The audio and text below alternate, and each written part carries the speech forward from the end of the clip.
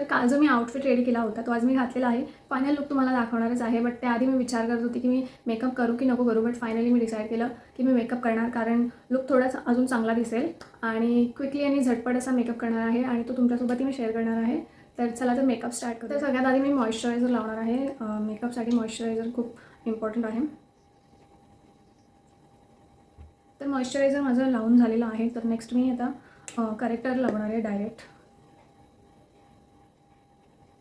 आणि त्यानंतर मी असा एक मोठा ब्रश घेतला आहे, ब्लेंडिंग ब्रश, आणि त्याच्यानेच फटाफट ब्लेंड करणार आहे.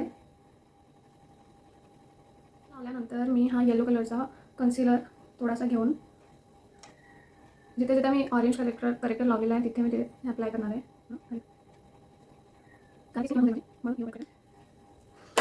आणि तो पण मी या मोठ्या ब्लेंडर ब्रशने ब्लेंड करणार आहे.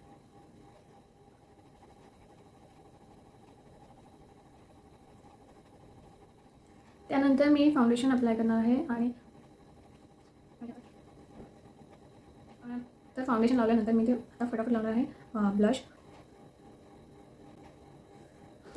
आणि त्याच ब्लेंडर ब्रशने मी फटाफट ब्लश पण ब्लेंड करून घेतला. तर कॉन्टोरिंग मी जास्त नाही करणार आहे, थोडीच करणार आहे. त्यासाठी मी कन्सिलरचाच यूज करणार आहे. सगळ्यात डार्क कन्सिलर मी इथे घेतलेला आहे आणि तो असा फक्त थोडासाच तो नोज कॉन्टोरही करणार आहे मी थोडा. ह्याला असं मी प्रेस केलं आहे आणि मग ब्लेंड करते. असंच प्रेस करून आपल्याला कॉन्टोर ब्लेंड करायचे.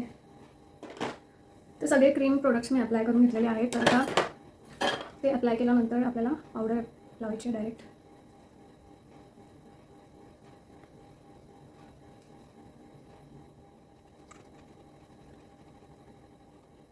पावडरनंतर मी क्विकली करणार आहे आयब्रोज.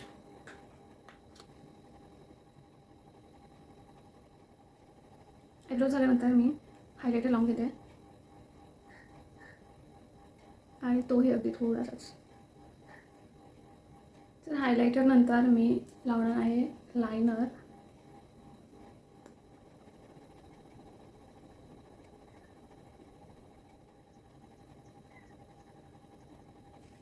लायनर लावून झाल्यानंतर आता मी मस्कारा लावणार आहे.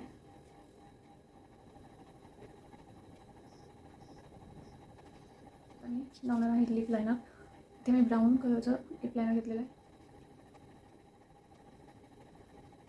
तर मेकअप कंप्लीट झालेला आहे. तुम्हाला मेकअप कसा वाटला तोही मला कॉमेंट सेक्शनमध्ये सांगा. आणि फायनल लुक पण मी आता दाखवणारच आहे.